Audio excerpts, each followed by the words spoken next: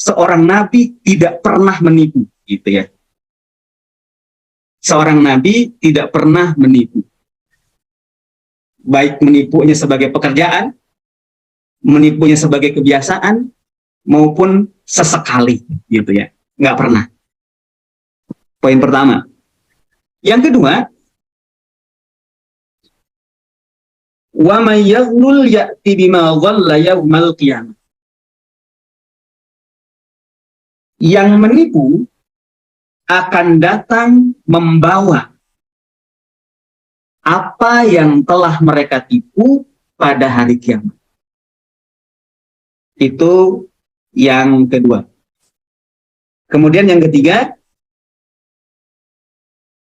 tsumma tuwaffa kullu nafsin ma kasabat wa hum la yuzlamun.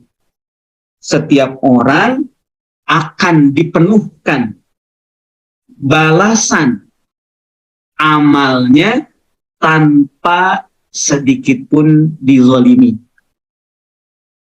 Insya Allah tuh kalimatnya nggak ada yang ambigu. Jadi dilihat dari aspek manapun juga masuk. Itu sebagai contoh saja dari ayat 161 ini. Tadi yang kita gunakan Tuan Ahsan ya, karena ada kosakata di situ penipu atau menipu.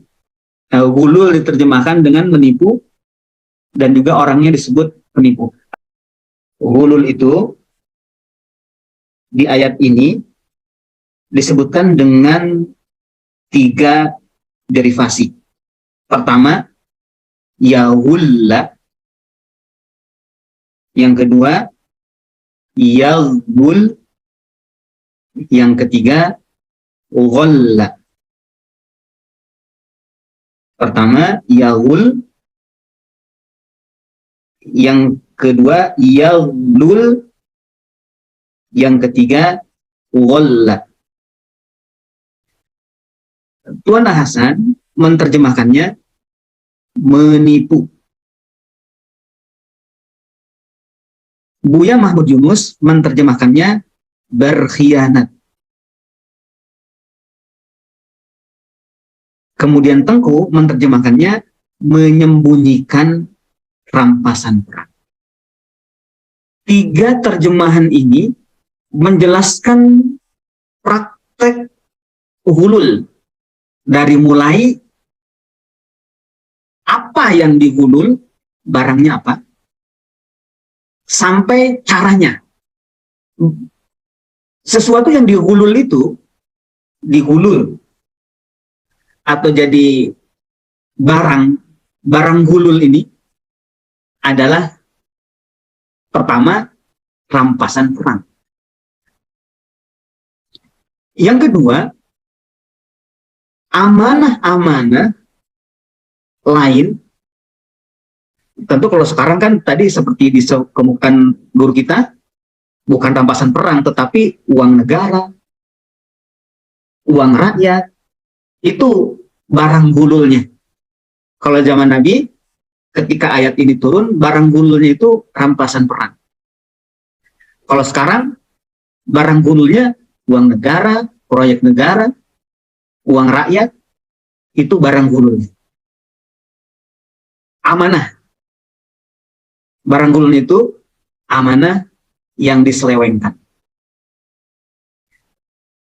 Keropak masjid juga bisa jadi objek gulul. Dari tingkat kecil sampai yang besar. Yang sampai miliaran rupiah di rekeningnya.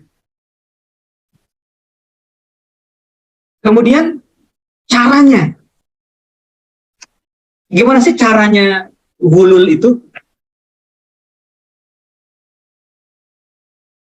Dilihat dari terjemahannya Tengku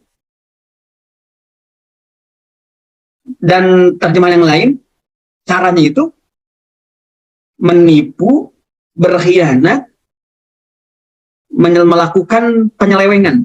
Apa tadi? Menyembunyikan ya. Kosakata Tengku itu menyembunyikan. Kalau zaman sekarang mungkin di antara bentuk menyembunyikan itu apa yang disebut dengan istilah pencucian uang. Pinjam rekening orang mungkin seperti itu agar tidak ketahuan, agar sembunyi. tentu perbuatan ini merusak tatanan kehidupan. Yang ditekankan di sini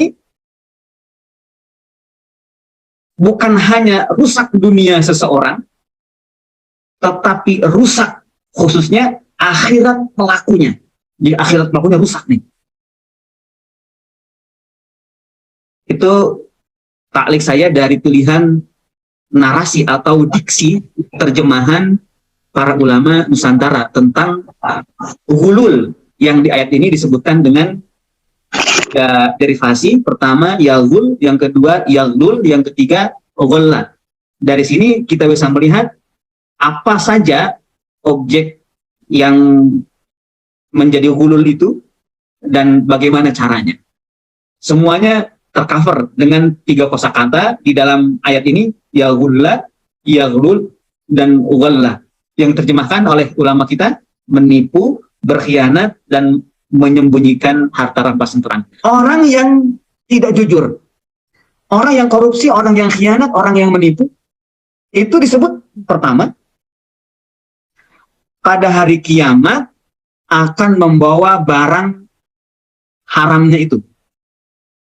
Barang hasil tipuannya pada hari kiamat.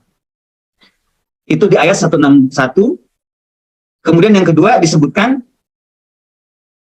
dia pulang membawa murka dari Allah. Yang ketiga, tempatnya adalah jahanam. Nanti tempat kembalinya di akhirat adalah jahanam, di mana jahanam ini adalah tempat kembali yang paling buruk. Wa bi'sal masir. Kontras sekali perbandingannya. Yang satu jujur, adil, mengikuti keridhaan Allah. Yang satu tidak jujur, korupsi, zalim, dimurkai Allah, dimasukkan ke dalam jahanam dengan pada hari kiamat membawa hasil tipuannya. Ini beda sekali. Berarti orang yang tidak mengikuti keridhaan Allah, nggak ada pilihan lain tuh, pasti jatuh ke situ. Perbuatan yang khianat ini.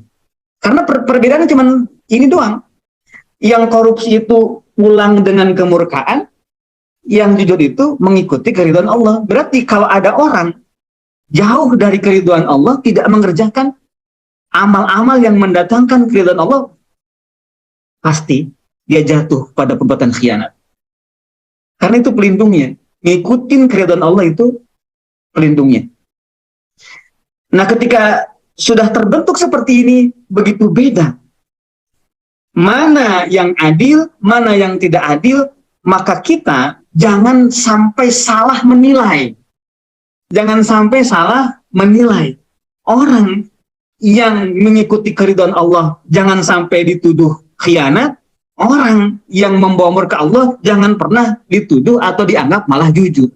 Di sini harus bisa terlihat ketika kita memberikan penilaian kepada orang lain. Tapi tentunya ayat ini juga menjadi tekanan bagaimana kita mengukur diri kita, apakah potensi kita ini terbuka untuk menjadi seorang yang khianat? Ya terbuka. Kalau kita tidak ikut keridhaan Allah. Baik Ustaz, wallahu a'lam. Ternyata berat ya hukuman pengkhianat ini ya, korupsi ini. Jadi sejajar dengan balasan orang kafir dong, jangan. Iya Ustaz. Ini. Tapi ngomong-ngomong, pada sadar kita nih Pak enggak ya? Ternyata perilaku korup ini balasannya neraka jahanam batang tanggung ya. Kayak orang kafir. Dan solusinya kita harus mencari keridhaan Allah seperti Nabi kan, walaupun kita bukan Nabi. Berarti solusi buat negeri ini ya kembali kepada Nabi sebagai Al-Amin dulu ya, yang harus kita masyarakatkan di dalam diri kita dan keluarga tentang cara beragama Nabi itu itu sebagai al-amin aja dulu, sebagai secara kemanusiaan, secara humanis, beragama yang kemanusiaan ala Nabi itu adalah al-amin, yang tidak korup, baik korup undang-undang, korupsi aturan, sampai kepada korupsi jabatan dan korupsi materi. Ini menjadi modal bagi kita ya, untuk memperbaiki pendidikan anak-anak kita di rumah, anak-anak didik kita di sekolah, di kampus. Yuk mencontoh Nabi, mengikuti keridhaan Allah dalam rangka menjadi orang yang amin, yang jujur, yang amanah dalam menjalankan tugas.